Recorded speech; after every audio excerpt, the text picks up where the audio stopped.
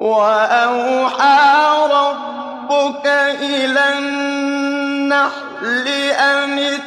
اتخذي من الجبال بيوتا ومن الشجر ومما يعرشون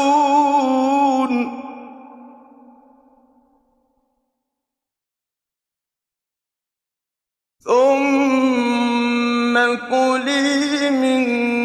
كل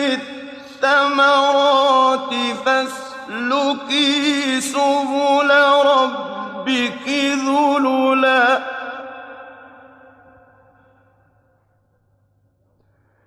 يخرج من بطونها شراب مختلف ألوانه فيه شفاء للناس